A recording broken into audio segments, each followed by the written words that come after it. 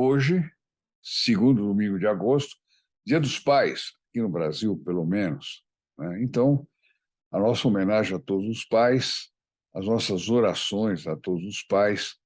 E nós vamos hoje reapresentar um vídeo que conta a história do Sr. Grazio Forgione. Quem era o Sr. Grazio Forgione? Era nada mais, nada menos do que o pai do Santo Padre Pio. E nós prestemos atenção no amor que ele teve pelo filho, né? E que fez com que o Padre Pio fosse o Padre Pio que ele é e tivesse tanta importância na vida dele. Nós esperamos que o exemplo de paternidade do Sr. Grazio motive todos os pais a viverem a sua paternidade, se espelhando na paternidade dele, e possam terminar seus dias com ele, na graça de Deus, com filhos santos e uma vida admirável. Eu aproveito para desejar mais uma vez a todos um feliz Dia dos Pais e que o nosso Pai espiritual, São Pio de Pietrelcina, nos abençoe muito a todos nós. Salve Maria, bom filme. Olá, amigos e amigas da Associação Regina Fide, meu nome é Odair Gutierrez e este é o programa Padre Pio.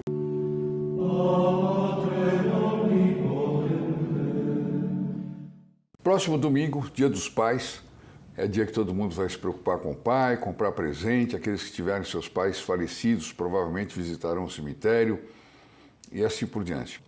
E por falar em pai, eu vou falar hoje do pai do Padre Pio. O pai do Padre Pio é muito interessante a história dele e acho que vale a pena nós compartilharmos aqui. Aqueles que me perguntam, me indica um livro bom, olha, eu estou tirando esse trecho aqui do livro Padre Pio, Santo do Terceiro Milênio, do livro Chesca, que eu tenho usado muito, aliás, porque é um bom livro, é realmente um bom livro.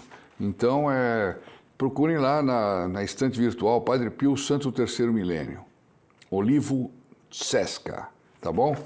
É muito bom mesmo. Vamos ver o que ele nos conta então aqui.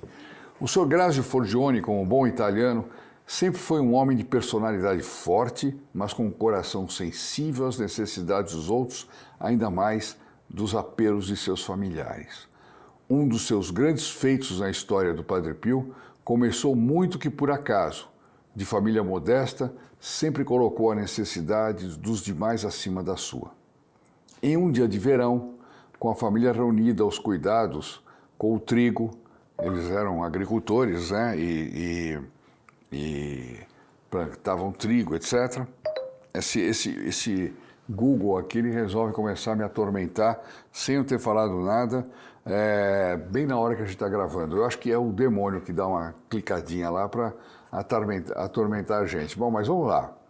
Eles estavam cuidando do trigo quando surgiu um frade mendicante. Eu vou fazer o que uma senhora me ensinou, viu? Deixar bem longe de mim e virar de cabeça para baixo. Pronto. Aparece um frade mendicante buscando recursos para o convento dos frades capuchinhos em Morcone, cidade vizinha de Pietrelcina. Bons católicos como eram, a Dona Maria Giuseppa, a mãe do Padre Pio, dá-lhe uma peneira de trigo. Deve ser alguma medida, pode ser um saco, não sei o que é, uma peneira. Contente com a oferta generosa, o frade segue o seu caminho em busca de mais mantimentos pela cidade de Pietrelcina. Contudo, um dos membros da família Forgione ficou extasiado com aquela visita. Quem foi esse membro que ficou extasiado? Foi o pequeno Francesco, o futuro Padre Pio. Ele viu naquele jovem frade de barba negra o espelho daquilo que queria ser quando crescesse. Ali ele recebeu a vocação de ser capuchinho. Olha só que coisa impressionante. Ele pode ter sido santo muito antes disso, porque isso aqui, como nós veremos, aconteceu aos 10 anos de idade, mas a escolha pelos capuchinhos se deu ali naquele momento, né? Uma coisa fantástica. Ele conta aos pais que desejava ser religioso de barba, assim como o frei que os visitou. Os pais se alegraram com a notícia, porém logo em seguida uma nuvem de dúvida pairou sobre suas cabeças. Como é que o pobre Francesco seria religioso se a essa altura não sabia nem ler e escrever, Bom, naqueles tempos a vida era dura, muito difícil, né? Provavelmente, numa cidadinha, trabalhando no campo.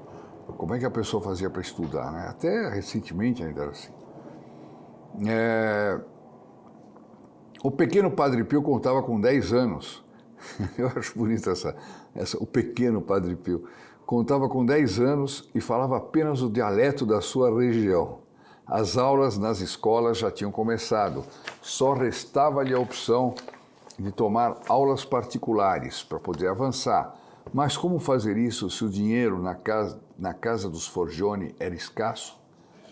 A dona Maria Giuseppa e o Sr. Grazio começaram a discutir como poderiam ajudar o pequenino a ser religioso. Olha só, os pais empenhados em promover a vocação do menino, né? É uma coisa linda. Isso é uma coisa de outros tempos, infelizmente. Né?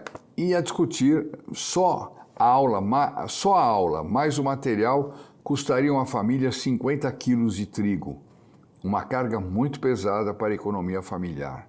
A mãe chegou a cogitar em vender a vaca. Dessa forma, conseguiriam uma maior folga econômica. Olha, tinha uma vaca, provavelmente dava leite para a família. O trigo, a gente vê como agricultores, a moeda deles eram produtos, né? Eu me lembro que tinha um amigo que era plantador de cana e ele dizia assim, isso aí vale um caminhão de cana. Eu gasto um caminhão de cana para encher o tanque do meu carro, ele dizia isso. Bom, porém, o Sr. Grazio não permitiu que a família toda se sacrificasse dessa forma. Ele mesmo decidiu pagar a maior parte do sacrifício, ele mesmo decidiu pegar a maior parte do sacrifício para si. Há pouco tempo tinha recebido a carta de um amigo que estava trabalhando em Nova York, contando das maravilhas do Novo Mundo. Chegou a ir a algumas cidades dos Estados Unidos e ficou por lá 2 anos, o prazo do Padre Pio concluir seus estudos preparatórios para entrar no convento. Olha que impressionante. Imagina naquela época o que era um homem, um agricultor, ir para Nova York para trabalhar, provavelmente trabalhou de operário, alguma coisa assim. Né? Havia muita imigração naquela época, mas é um sacrifício do outro mundo, né? Esse período todo fora de casa foi-lhe muito custoso por estar longe da família e por ter que fazer os trabalhos mais árduos no estrangeiro, onde se comunicava com muita dificuldade. Imagina, ele só falava italiano e talvez o dialeto, né? E como se comunicar? Então ele teve que pegar os trabalhos mais horríveis, né, coitado, mais pesados. O seu alento era saber que todo esse esforço era para poder entregar seu filho querido a Deus. Olha que lindo isso aqui. A alegria, o que aliviava ele era saber que podia entregar o seu filho querido a Deus, para que dessa forma ele fosse feliz, vivendo radicalmente os 3 conselhos evangélicos: pobreza, castidade e obediência. Ou seja, ele queria que o filho fosse feliz. De que jeito? Praticando a pobreza, a castidade e a obediência. Quanta gente acha que tudo é questão de dinheiro, que o dinheiro compra tudo, que o importante é o dinheiro, né? São outros critérios. O mundo de hoje tem outros critérios totalmente distorcidos. Ao regressar à Itália, o Padre Pio já tinha iniciado seu noviciado e tinha vestido o hábito. Olha a alegria dele. Já vê o filho com o hábito, né, de noviço. O quanto o coração desse pai ficou partido ao saber, assim que chegara, que seu filho sofria as duras penas no convento dos Capuchinhos. Imediatamente se dirige ao convento e o superior lhe explica que se o Padre Pio pode lhe parecer indiferente, é por sinal de obediência às regras. Dessa forma, o coração do pai fica mais calmo. Claro, que ele ia encontrar um filho muito modificado, ia encontrar o filho obediente às regras, ia encontrar um filho que, do ponto de vista natural, ele tinha perdido, né? Não era mais o Francesco, o menininho dele, que ele estava acostumado a acariciar, afagar, conversar. Não, mas já era um monge, já era um noviço e muito transformado pela aplicação das regras. Em 1910, o Sr. Grádio volta a viajar para proporcionar melhores condições de vida. Desta vez, leva consigo o seu filho mais velho, Miguel, indo para várias regiões, incluindo o Brasil e a Argentina. Olha só, pessoal, o pai do Padre Pio esteve aqui, hein? Incluindo o Brasil e a Argentina, que eram países que recebiam muitos imigrantes. É uma coisa fantástica. Essa ausência dura por volta de 7 anos. Isso é uma barbaridade.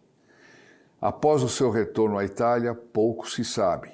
As últimas informações são que, ao fim da vida, muda-se para San Giovanni Rotondo e, já doente, é cuidado pelo Padre Pio.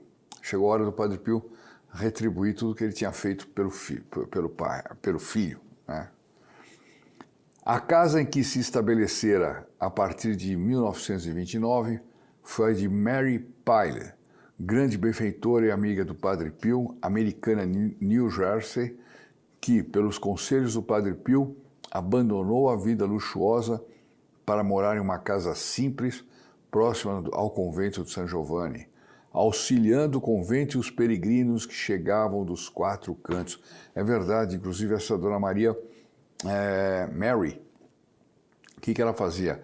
Ela hospedava na casa dela, a gente que chegava lá não encontrava hospedaria, tinha que esperar alguns dias para poder se confessar, etc. e tal. Era uma pessoa extraordinária.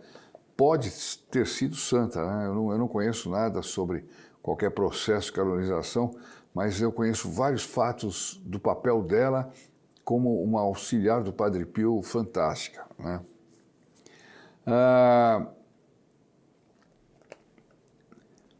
O Sr. Grádio, e aqui termina o texto, falece no dia 8 de outubro de 1946. Puxa vida, ele faleceu 8 anos antes de eu nascer.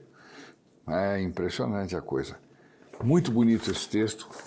No filme do Padre Pio, há um episódio que o texto aqui não se refere, mas eu já li em outros lugares também, que o Padre Pio, quando foi atender o pai para a confissão, ele mesmo tomou a iniciativa de acusar